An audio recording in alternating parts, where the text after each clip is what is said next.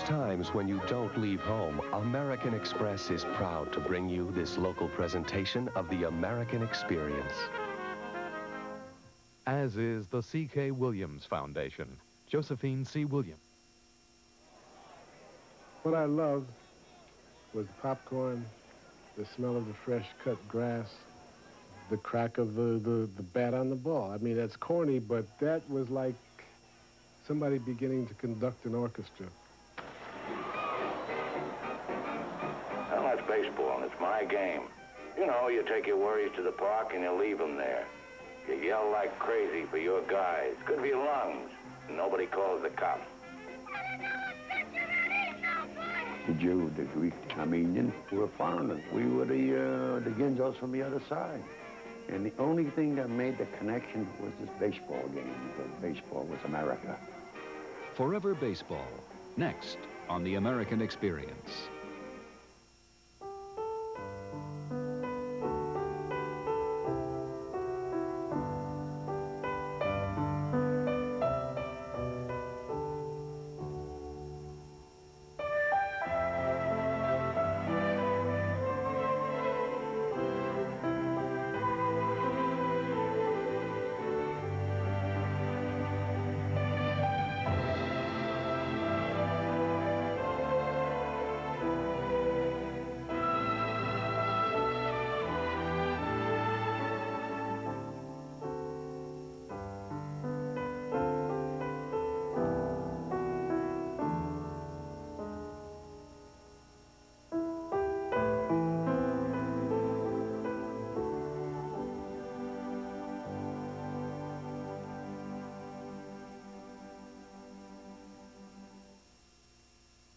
Major funding for this series is provided by the Corporation for Public Broadcasting and by the financial support of viewers like you. Corporate funding for the American Experience is provided by Aetna. For more than 130 years, a part of the American Experience.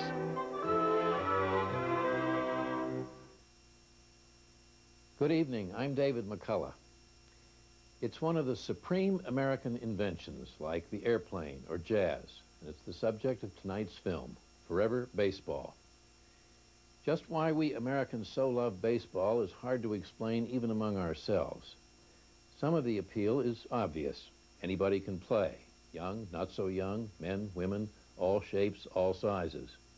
If you're good, there's no limit to how far you can go. All that matters is how you perform. Everybody can play, and the rules are the same for everybody, and we like that. That's America. It's a team sport, yet, like America, it inspires and rewards individualism. Baseball has given us some of the best-loved heroes in our national life. Who among us wouldn't give almost anything to be a big league star, even if only for a day? Mark Twain found it hard to think well of the French because they have no word for home. We're a people who have made a national pastime of a game in which the whole object is to get home. And a lot of what we feel about baseball, I'm sure, has to do with pride in that particular place we call our own. It's the New York Yankees, after all. It's the St. Louis Cardinals, the Baltimore Orioles that we care so much about. Some people never get over it when the home team is sold or moves away. That's something I've never had to contend with, thank goodness. Pittsburgh Pirates are still in Pittsburgh. Also, there's something about the fact that baseball isn't played against the clock.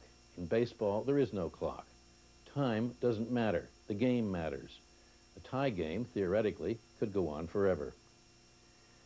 Maybe we can't get to the heart of the mystery of the game. The Russians are taking it up now, and a recent Russian visitor to New York after seeing his first game said, "Something is not simple about baseball or America."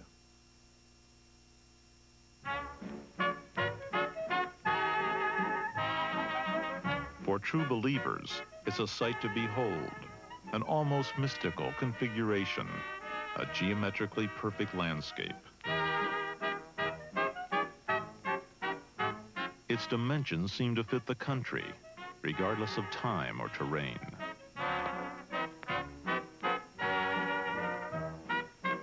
An institution almost as old as any in the land, For 150 years, America has made a place for baseball.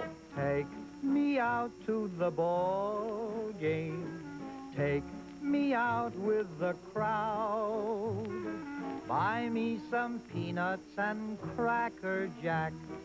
I don't care if I never get back. Let me root, root, root for the home team. If they don't win, it's a shame.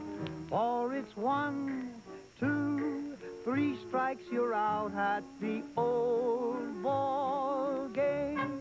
Anywhere you look in America, there's hardly a community, city, town, or village untouched by the game, without a diamond, without a team.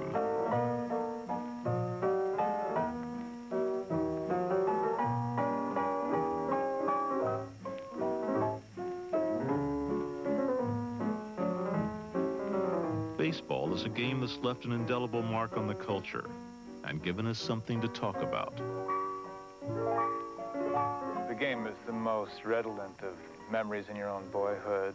That waiting, the waiting you do in the outfield, the waiting you do at the bat for the pitch that you can hit. I mean, it's a game of leisure interspersed with these sudden electrical moments when you got to produce.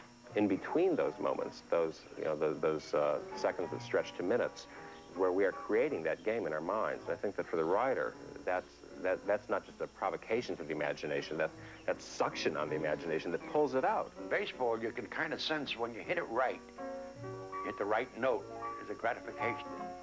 You're painting, you're writing, anything you're doing. When you hit it right, being it hits right.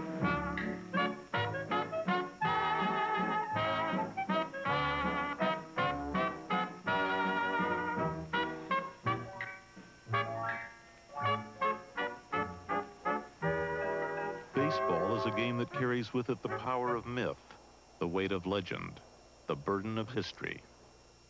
Right now, if I look back at history, I would have to say that it was the sport that most realized the promise of the American dream for the largest numbers of people. There's something about the combination of baseball being an individual sport, which it is primarily, even though it's a team sport, that captures American history. I mean, we were a nation that was founded on the pioneers who were willing to go from the east to the west, across the Rocky Mountains as individuals, and yet at the same time, they wouldn't have made it out west if there hadn't been the barn raisings that the community contributed to each time a new house was made. And we always have this uneasy relationship between individual and community in this nation, and I think baseball does too. Baseball is sufficiently old in a sports-conscious society that it has come to bear many of the patriotic and other legends. Now, a lot of it is false, because as well as bearing the legends, it bears the ugly side. Baseball has been and is and continues to be a reflection of that society. That has nothing to do with the game. The game itself is a great game.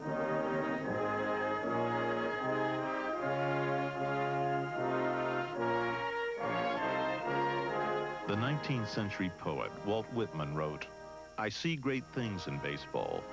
It's our game, the American game." For generation after generation of immigrants and their children, the ball game was America.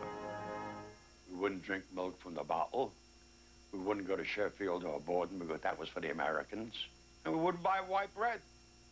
So we're foreigners. We're like the Jew, the Greek, the Armenian. We were the Ginzos from the other side. And the only thing that made the connection was this baseball game, because baseball was America.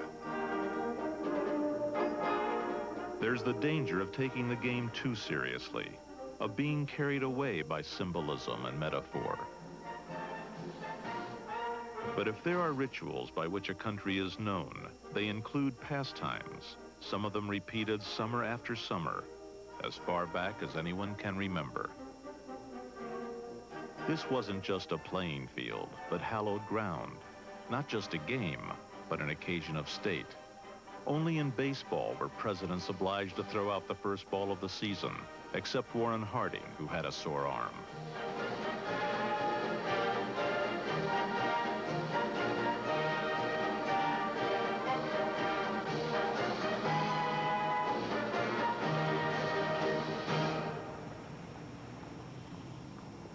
The folklore of baseball is complex and contradictory, a link to America's past.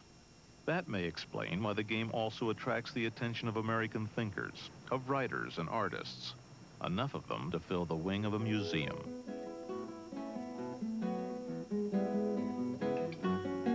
To look for the meaning of the game, it may not be enough to go to the ballpark or the record book. It may be found here.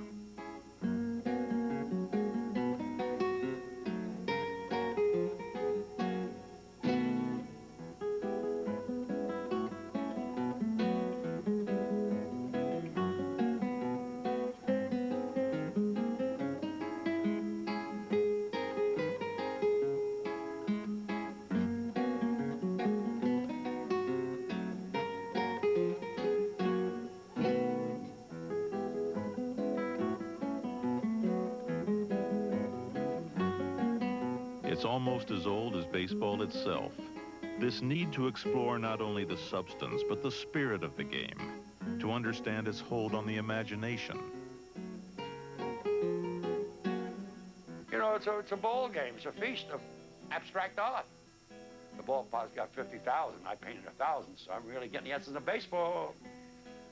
I grab the essence of the field. And if you look at my paintings, they're really flowers. They're flowers. They're in a state of grace in the morning. And the whole thing of flowers, they're flowers. But if you can't paint flowers and paint baseball, and you can't paint it up, don't ever paint.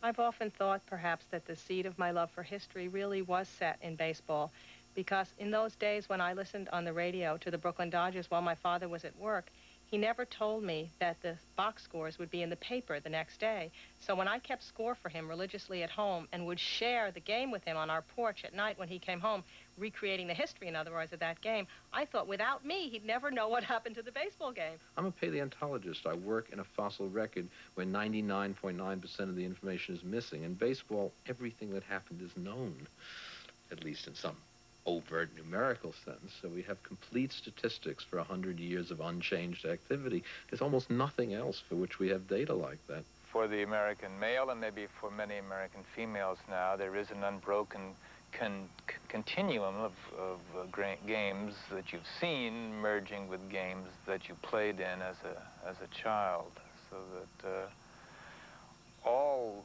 exercises in oral memory are a way of recapturing your life and living it and saying that it mattered. And Proust said, the past is paradise. So to enter back into those games, I guess, is a way of entering back into your youth and reversing the flow of time for a while.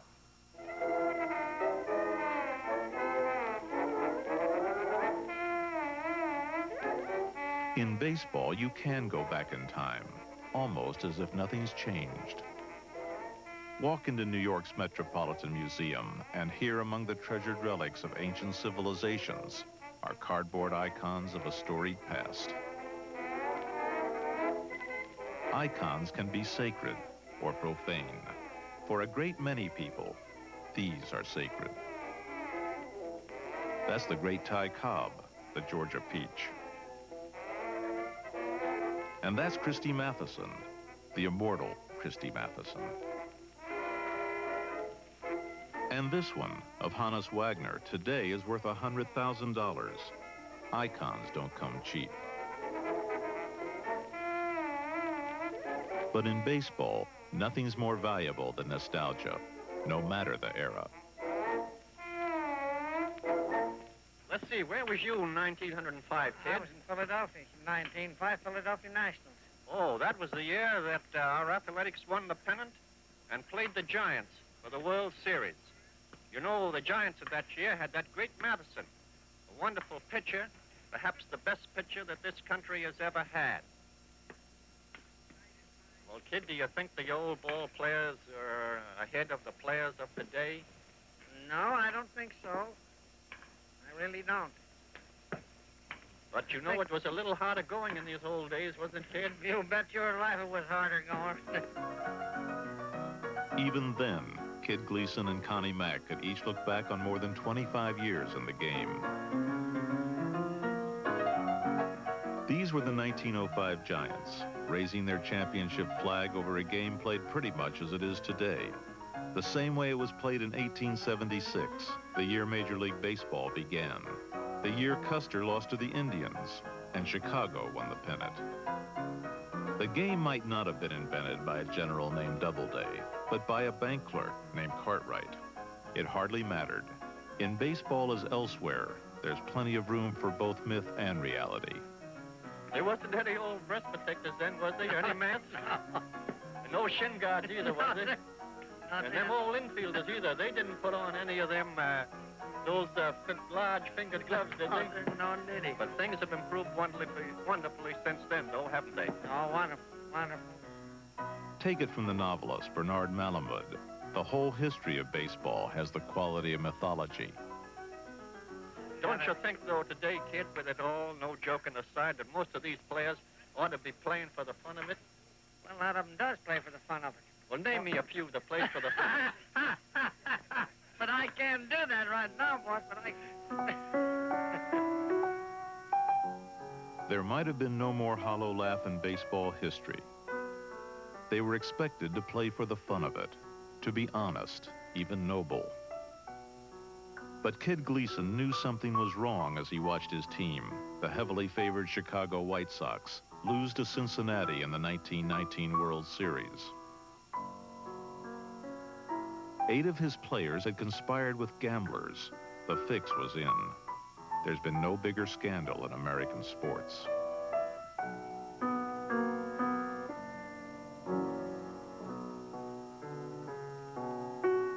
You didn't have to be there or know anything about baseball to know it was a national tragedy. I think the fascination was best stated, really, in The Great Gatsby, where Fitzgerald has Nick Carraway sitting in a bar, and he sees Meyer Wolfsheim, the character patterned after Arnold Rothstein, who fixed it. And I'm not going to remember the words exactly, but he fundamentally says, you know, I couldn't believe that I was sitting 10 feet from the man who played with the faith of the nation as if he were a burglar cracking a safe. You know, this simple, mundane thing that he just threw some money at this thing that we hold dear, the faith of a nation, and said, hey, I can screw around with that. It's a horrifying thought. The ball players of that era were pretty rough customers, pretty simple men. They were farm boys trying to stay off the farm, or they were city rats trying to stay out of the slums. And it just shows how much we demand from these men, that they were so thoroughly crushed by the aftermath of the scandal. Baseball, like Hollywood, felt obliged to appoint commissars to supervise its own purity. I guess it's some kind of gauge of the investment that we have in its virtue, that those men were so harshly and probably unjustly punished. There was lots of gambling in baseball, and there were lots of thrown games. And in the late 1920s, none less than Ty Cobb and Tris Speaker were accused on very good authority with very good evidence of having bet on and thrown games. But that was pushed away. That was hidden. The Black Sox adventure, not only was it not hidden, it was magnified even beyond its size. We had the purists, we had the American, we had a great, we're on this our whole tradition. When we got this game going on, we got our great heroes like Ruth in baseball. It's a tremendous thing we pick up as a kid. Always on up and up. Don't forget, kids don't steal, kids don't lie. You know, the little petty stuff. And I mean, it's an honest game. And you play with a batch of guys, it's still an honest game, and you find something wrong. Well, you bring into question, is this possible? It was possible. The White Sox became the Black Sox, a reminder of what many people wanted to forget. Baseball heroes were human, fallible, could even be crooked, just like anyone else.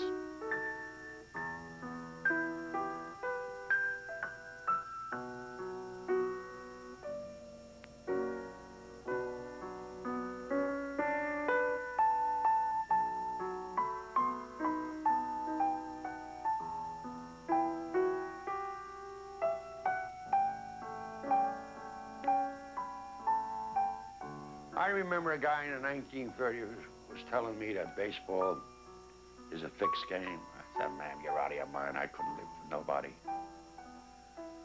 I wouldn't buy it. If it was true, I wouldn't believe it anyway. You know, we're funny.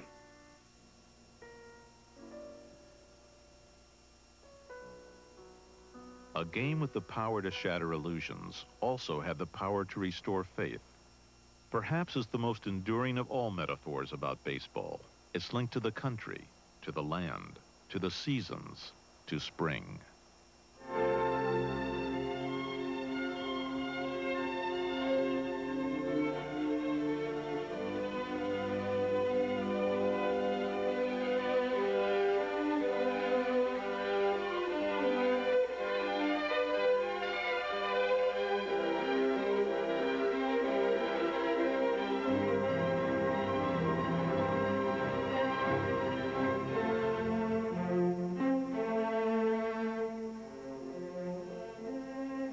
In baseball, too, spring is a time of renewal, of youthful optimism. When all things seem possible, even winning the pennant, whatever the disappointments of seasons past. It's all been said 1,000 times before. Make that 1,001.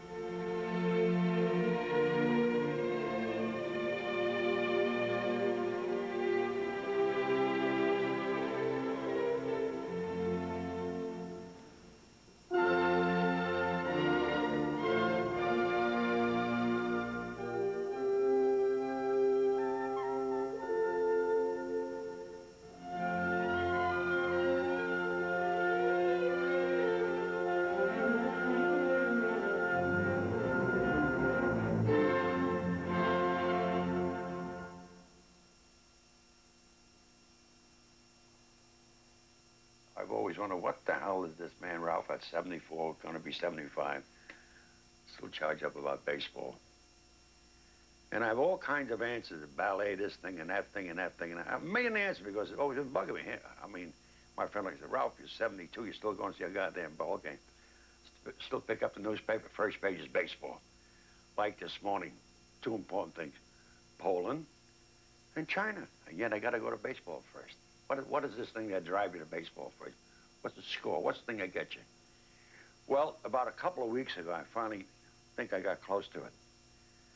Remembering you as a kid, 4, 5, 6, 7, 8, 9, 10, 11, 12. These are the most beautiful age in your life. You're in a state of grace. And that state of grace is the discovery of everything. Space, time, smell, feeling. And you're innocent. Everything is just beautiful. So this thing gets you. Everything in a state of grace.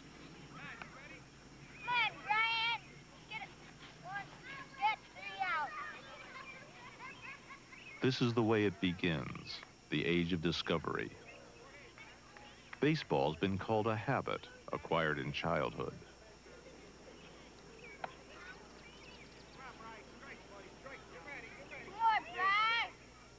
Wherever the field, whoever's playing the game, there's a way to talk, a way to stand, a way to move, and when the ball comes at you, a way to make it look easy.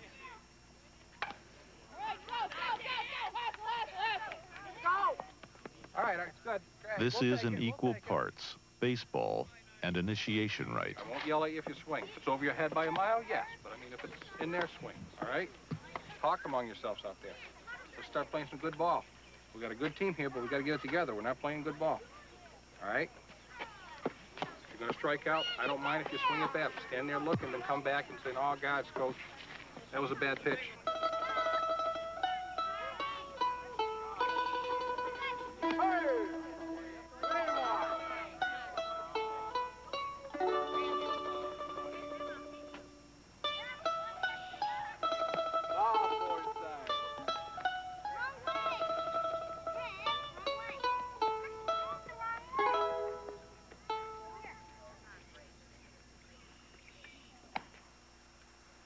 Well, a lot of boys, younger boys, ask me why I hit balls so far when I was a younger boy. I was a young boy, too, just like yourself. But the whole way I put it is timing. The lore of the game was stored up and saved and passed on, sometimes on film, sometimes from the Babe himself. That's the only excuse I see why I hit them so far. And that's the reason why you see these boys today hitting them so far. They get that timing and the breaking of the wrist. But most often, then as now, the classroom was closer to home. That's one of the things about baseball. You don't have to be a Babe Ruth to get the hang of it. Don't too early. Hold the bat out in front. Right in. That's it. Hey, Bunty. Down third baseline. It's a legacy, an inherited trust shared by everyone who's played the game. One like you mean it. Handed down from father to son, from one generation to the next. I was primed to become a Major League Baseball player by my father. I mean, he primed me, you know. We'd go out and pitch we'd go out and he'd catch and I'd pitch, and he'd show me how to throw a curve, show me how to throw the slider, show me how to throw, you know, a screwball, all those knuckleballs, whatever pitchers have, he showed me. My father was a very cheerful, optimistic, warm-hearted man, and he loved to talk a lot. So during the game, everything that was going on, he would be telling me, do you see why that guy is doing what he's doing, or don't you see the left fielder shading or coming in? That's because he knows this guy's not going to hit too far, and he's going to try and hit a single. And I felt like I was learning the wisdom of the ages through him. Somehow there was that sense of being imparted knowledge that I could never have learned on my own, because I knew my father had learned it through years of experience with his father and his grandfather in turn. So that was part of the specialness, that I was learning all the time.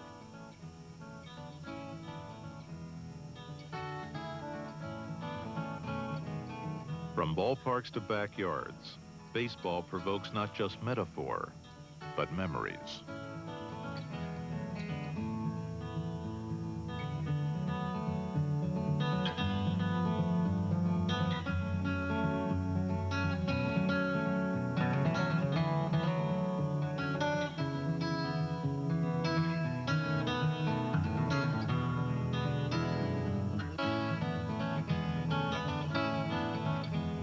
The game was within reach. Anyone could grip a ball and throw it, grip a bat and swing it, have the dream and pursue it.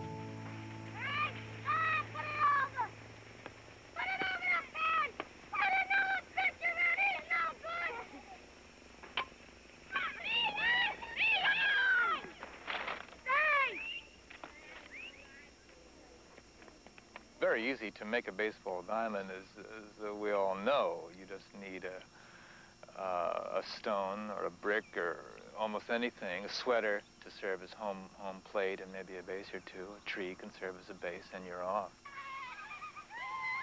You were off, but not before the opening ceremony of the Sandlot. Sandlot games, throwing the bat back and forth, catching the bat hand over hand over hand, kicking it out, see who gets to have the first pick. You know, a ritual that is repeated, you know, throughout this hemisphere exactly the same way, and it's been the same way for, you know, 90 years people have been doing that.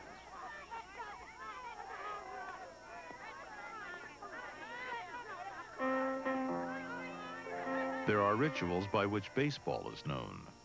Casey at the Bat has been recited by schoolboys and vaudevillians for 100 years. The outlook wasn't brilliant, but I must say nine that day. The score stood 4-2 with but one inning. In baseball, numbers speak louder than words.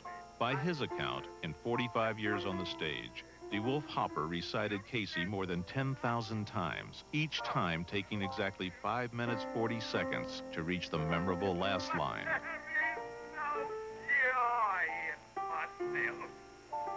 My St. Casey has struck out.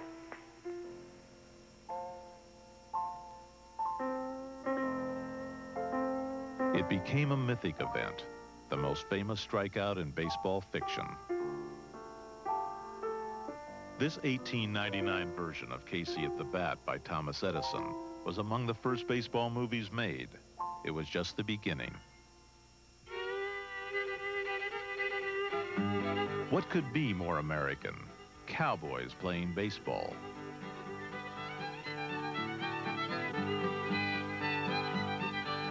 There were no bigger American heroes. It was a very short throw from Tom Mix to Lou Gehrig to your local theater. Oh, hello, Lou. Just time. I'll buy you a drink. One of my men was shot a while ago. No. Remember, this strong-arm stuff don't go with me. Don't blame you, Lou. And if you'll tell me who the guy is, I'll help you put him in jail. That's fair enough, isn't it? We'll see about that. Here's one of them now. Fortunately for the New York Yankees, Lou Gehrig hit better than he acted. Buster Keaton had the opposite problem.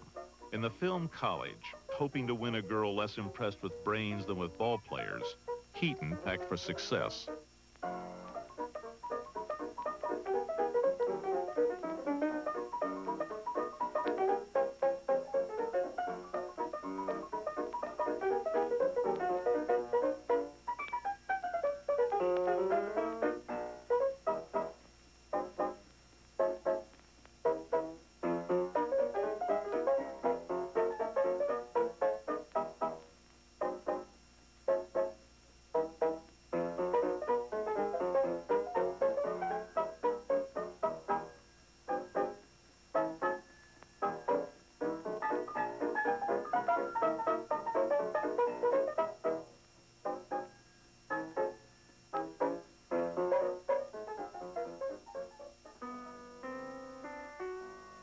Baseball films were distinguished by low comedy and high melodrama. But it was melodrama by which baseball would be known and loved in films like The Pinch Hitter. See for yourself, just as audiences did in 1917.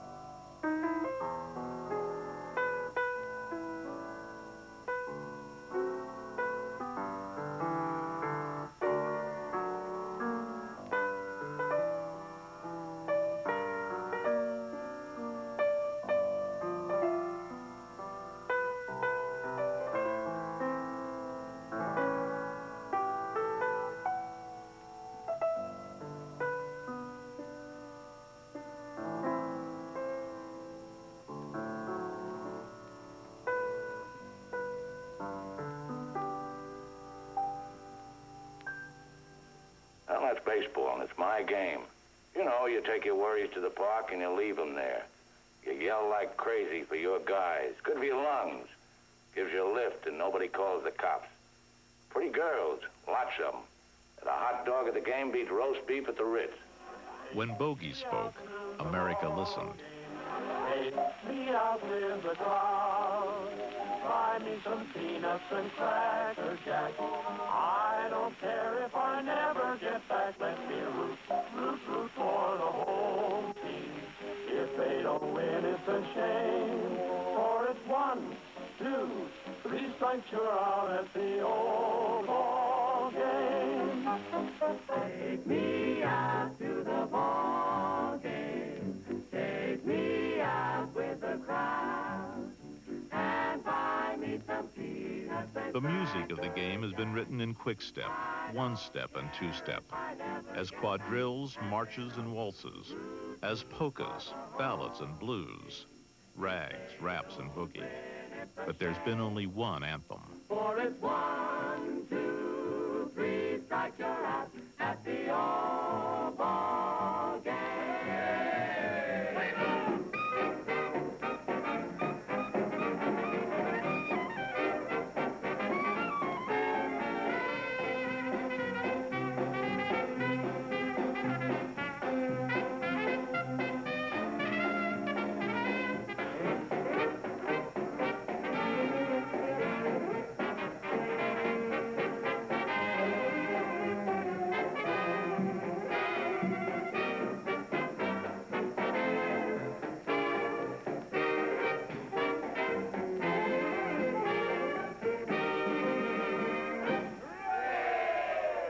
What I loved was popcorn, the smell of the fresh cut grass, the crack of the bat on the ball. I mean, that's corny, but I mean, that was like somebody beginning to conduct an orchestra.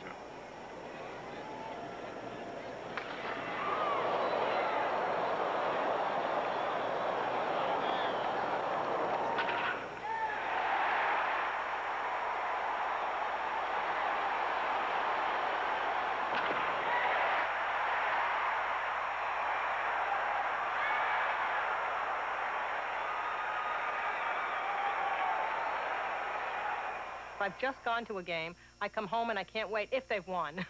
I can't wait to watch them on the evening news. And then the replay I love to watch after the fact. And then when I can't wait to wake up at 6:30 in the morning and get my Globe so I can read about the whole game all over again. Even more than playing baseball, I like to watch it. And I think now, even more than watching, I like to think about it. It's, you know, having absorbed this lifetime of stuff, I'm kind of, floating or drowning in baseball stuff, but it's always with me. It's with me every day and every night, and I think about it before I go to bed. And when I can't sleep, I see if I can think of the lineup of the 1950 Phillies, and it's endlessly useful. Things perpetuate, you know. Tribes have customs, languages have alphabets, and once one is in place, it becomes its own excuse for going on, in a way. Generation follows generation. People have been talking baseball for quite a while. You know the game. And so after a while, it becomes very hard to displace these few signs at the center of our identity. And baseball is one of them. Brooklyn rests, sleep well, Flatbush. Rest gently, Williamsburg, toss not Green Point. No place was more identified with baseball than Brooklyn, and nowhere did the music sound as sweet. For today is the day of Brooklyn, the day of the big game. Oh, Brooklyn. Oh, Brooklyn. Oh, Brooklyn.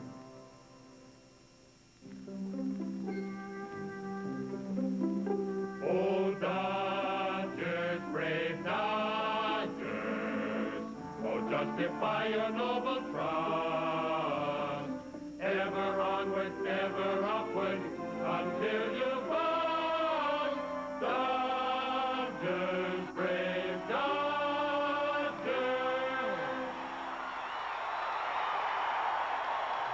The Brooklyn Dodgers occupied a special place in baseball history, worthy of a cantata and of fans who cared. What I loved about the Dodgers was a family affair. They brought their beer, they brought their kids. Then they had some guy playing the trumpet or trombone walking around. I think they introduced music to baseball. and you went to Dodgers Field, it was a feast, and that's the way baseball should be. I think part of it is because each game is a human drama unto itself, so that when you've gone to a game, you don't just remember the score. If you're really into the sport, you remember what happened. You remember that somebody hit a double when there were 2 people on base, or somebody struck out when the bases were loaded, and you remember who did that, and even on what pitch they did it, so that you're sharing the game with the person who's with you at the time. But then even more than that, it's a game that can be remembered months, years later, because you really can picture yourself at that game. So somehow it's got its own historical drama. It's like wars. Why are wars so remembered by people? Because you live at the height of intensity, and you can remember the battles. There are battles to remember.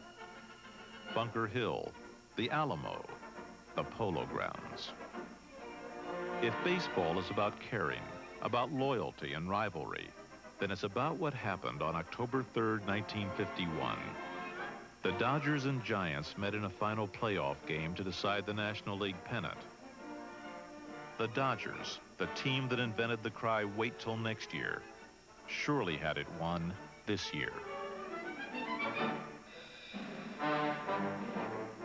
The Giants had come from 13.5 games behind in the closing weeks of the season, something no other team had ever done before. Now losing in the last of the 9th inning, the Giants bravely rallied against history, against the odds, against all reason. No matter who was pitching for the Dodgers, the Giants couldn't possibly win. Unless you keep in mind that baseball is about heartbreak and miracles. Brooklyn leads it 4-2. 1 out, last of the 9th. Blanca pitches. Bobby Thompson takes a strike called on the inside corner. Bobby hitting at .292. Blanca throws. There's a long strike. It's going to be, I believe. The Giants won the pennant. The Giants won the pennant. The Giants won the pennant. The Giants won the pennant. Bobby Thompson hits into the very back of the left field stand. The Giants won the pennant, and they're going crazy. They're going crazy.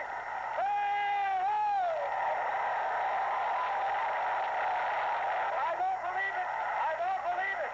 I do not believe it. And they're picking Bobby Thompson. Baseball offered possibilities heard throughout the land. The game's never over until the last man is out. It only takes one pitch, one chance.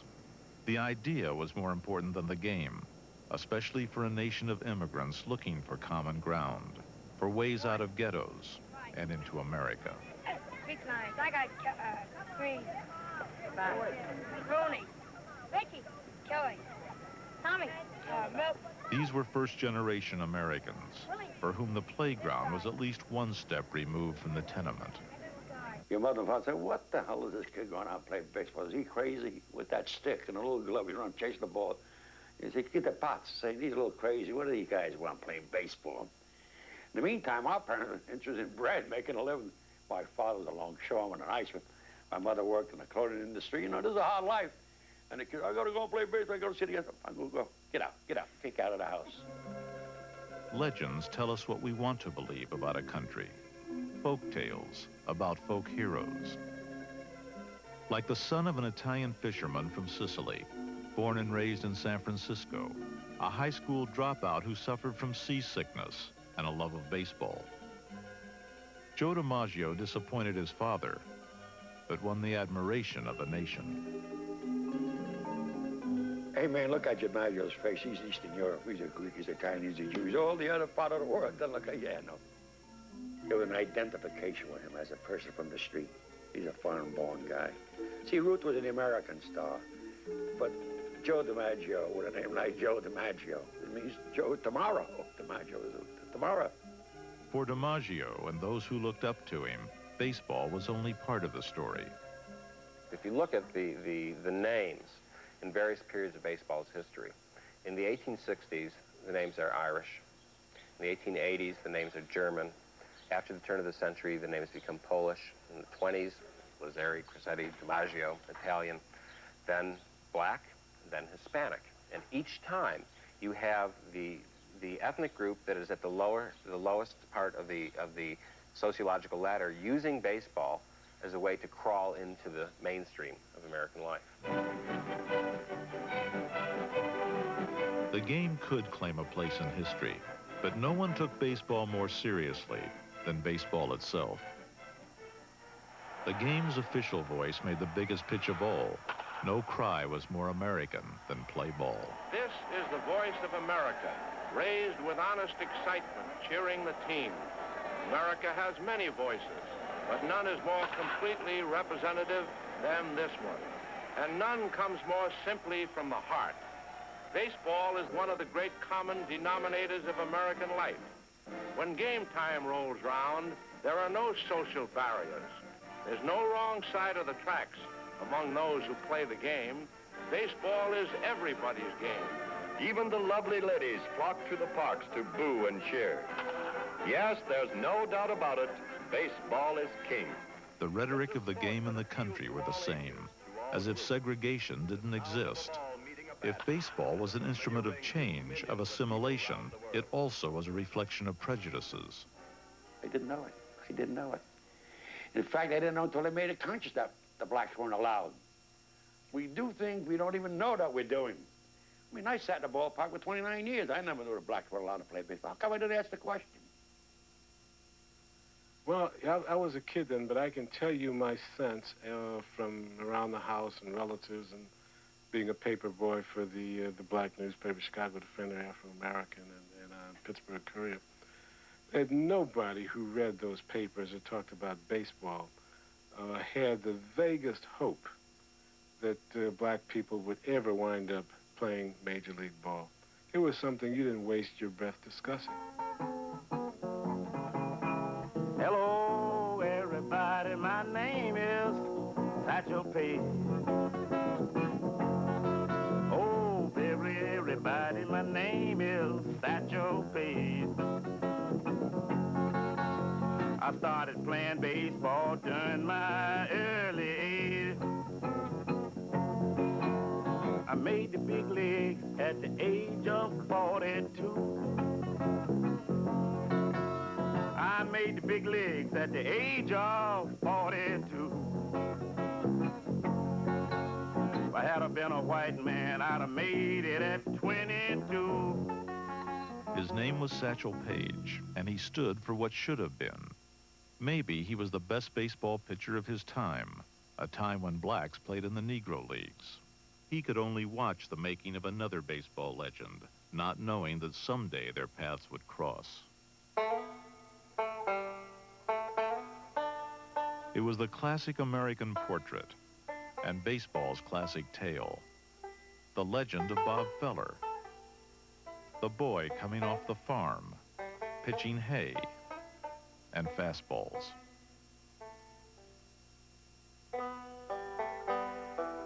The 17-year-old school kid from a town nobody's ever heard of, who even before graduating from high school leaves home for the big city.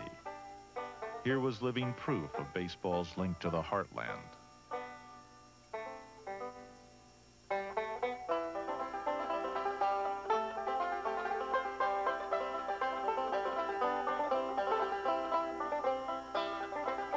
Bob Feller may have been the best pitcher of his time, but we'll never know for sure.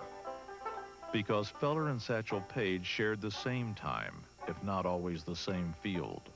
They only played against each other in games that didn't count. They became teammates in the big leagues, only when it was too late to matter. To be black and play baseball when Satchel Paige did, you had to love the game even more and create your own legends. Yeah, my father's there, looking handsome in the back. I don't know if it's fact or fiction, but my father was the catcher in the story of Satchel Paige pitching against the white Major League stars. And they got 3 people on base. First 3 people got on base. He walked somebody got a hit in the air or something. There were 3 people on base. So he told the rest of the team to sit down. It was just him and my father. And everybody says, what are you doing? He says, I'm going to strike out the rest of the people. And he did. So that is one of the great legends and myths in black communities everywhere amongst those old people, those older people who were into black baseball, that Satchel Paige did that.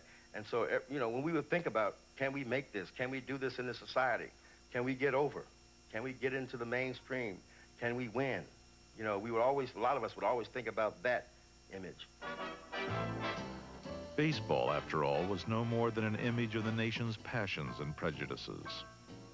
It helped the country and the game when in 1947, Jackie Robinson destroyed a myth about who could and couldn't play in the big leagues. Much has been made of baseball's simple virtues and complex meanings, of its place in the American experience. And maybe there's something to it.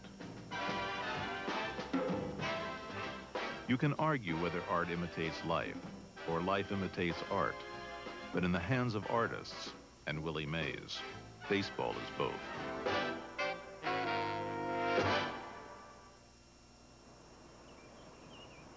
There are many reasons why the country has grown so attached to the game. Why so many of us look at baseball and find America. One reason may be baseball's sense of tradition, of continuity, like returning to an old and familiar neighborhood. The game proceeds at its own deliberate pace, like a summer's day, the best of all seasons. What better time to get a feel for the American landscape? What better place to indulge our selective memories, our wildest hopes and dreams, than at the ballpark?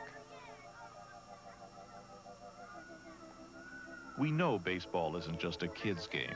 It can be a hard and sometimes heartless business. But reality is what the rest of life is about.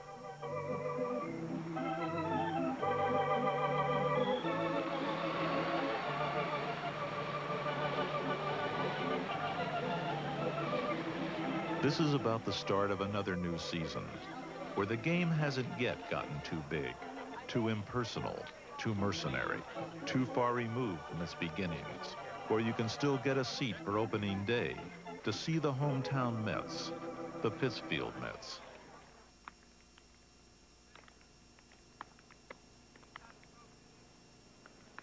It's among the most wondrous of American miracles to be paid to play baseball.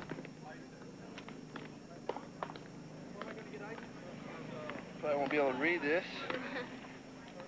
Cobb and Ruth, Aaron and Mays, they all started this way in the minor leagues. You guys play baseball?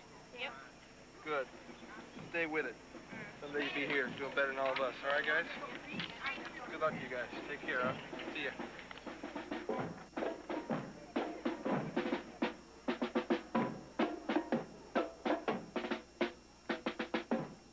An English writer, Leslie Hazelton, said of her first baseball game, "It's everything one expects of America.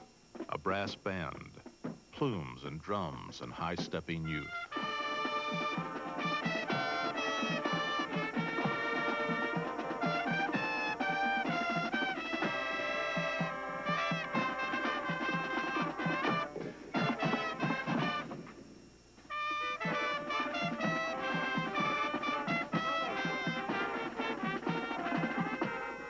The perfect American day, she wrote. The perfect American place. Oh, say does that star-spangled banner yet wave o'er the land of the free and the home of the brave.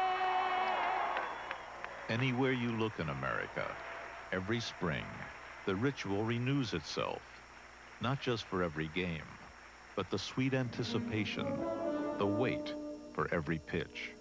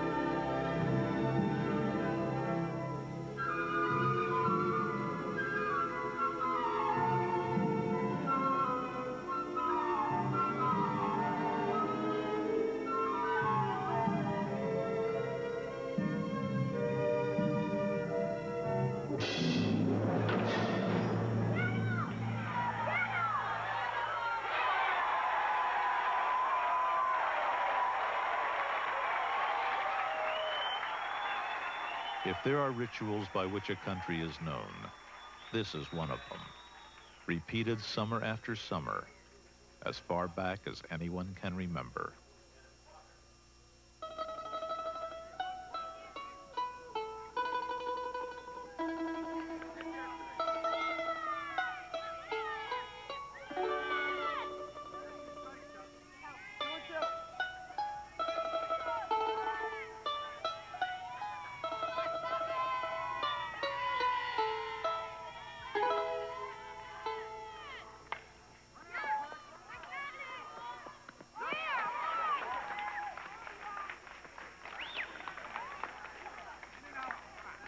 Take me out to the ball game. Take me out with the crowd. Buy me some peanuts and Cracker Jack. I don't mind if I never get back. Let me root, root, root for the home team. If they don't win, it's a shame. For it's 1, 2, 3 strikes, you're out at the all-ball game. All right, boys.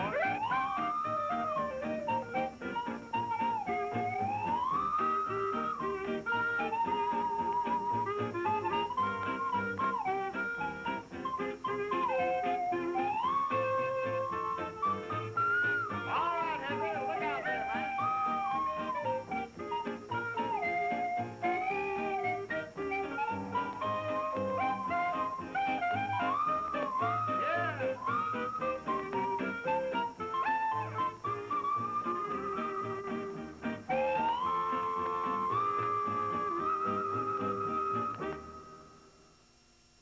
Major funding for this series is provided by the Corporation for Public Broadcasting and by the financial support of viewers like you.